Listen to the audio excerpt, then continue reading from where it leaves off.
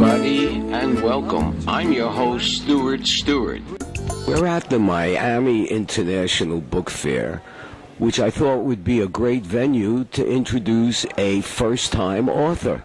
Her name is Dena Stewart, and she wrote a book called Inner Peace, It Isn't Out There. Tell us a little bit about your book. Jenna and Michael are the protagonists in the book. It's basically Jenna's journey to find her inner peace when her inner peace was in constant conflict with her family values, as well as an abusive mother and religious indoctrination. It takes the reader on a journey of what happened to Jenna, what happened after she met Michael, the conflict that arose as a result of Michael's character, which is pretty much the antithesis of the people she knew and grew up with, and how it impacts her psychologically, emotionally.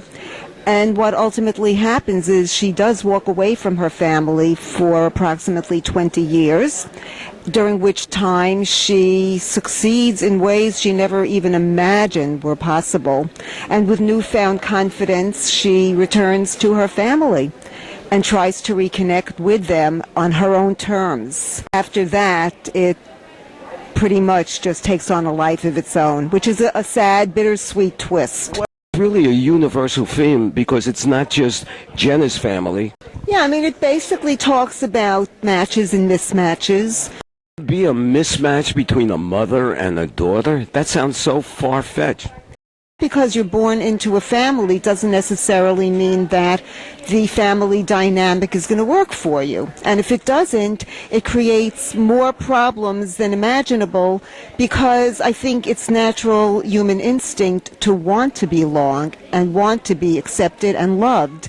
But if your own personal integrity says, wait a second, my family is saying things or doing things that just don't feel right for me, well, then you have a dilemma and you have to make really critical, difficult choices. Most people find that a very harsh solution, to walk away from your mother and your family.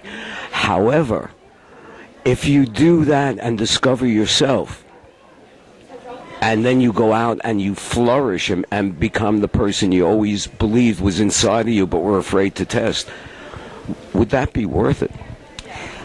I think in the long run, yes.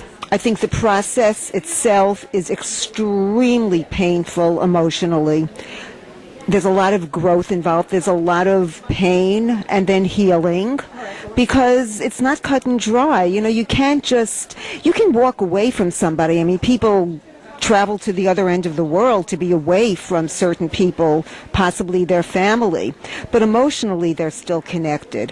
The key is to be able to disconnect on the emotional level from the issues that affect you detrimentally. I understand that, but that is such a radical thing to do, that before you do it, how do you know for sure that you're in a mismatch with your mother and father? Well, there are a lot of questions that you have to ask yourself. For one, how do you feel about yourself? You know, if you're in a constant state of anxiety when you're with a person and afterwards you're angry, and if when you're with a person you feel inanimate because you're afraid to voice your opinion, knowing that it's going to set off some kind of argument or fight, and once you do have the fight, then what? So it's a kind of cyclical in terms of the relationship.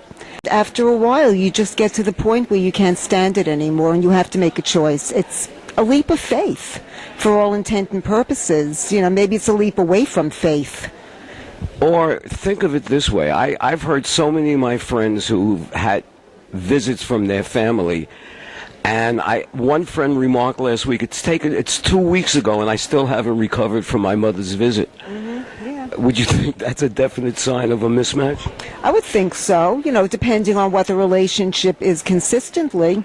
everybody knows, but I think everybody also walks around with an extremely high amount of optimism that something they're going to say, something they're going to do is going to change all that, and there'll be an epiphany, and everybody will come together with all love and brightness. And it might happen for a short period of time. Maybe you'll have the honeymoon period where everything is rosy and everybody is on their best behavior, but after a while, people are people, and they resort back to who they are. And if the chemistry was bad, or if it was a mismatch in the first place, chances are it will remain a mismatch no matter what you do, no matter how confident you are, no matter how much you bend over backwards to look the other way and accept. You know, there's still internal damage that's done. Sometimes you need to be self-protective just to survive emotionally. Well, let's not give away some of the best parts of the book. All I can tell you is at the end of the book, there's a twist to it that none of us saw coming. But that's what life is all about. It happens the way it's supposed to.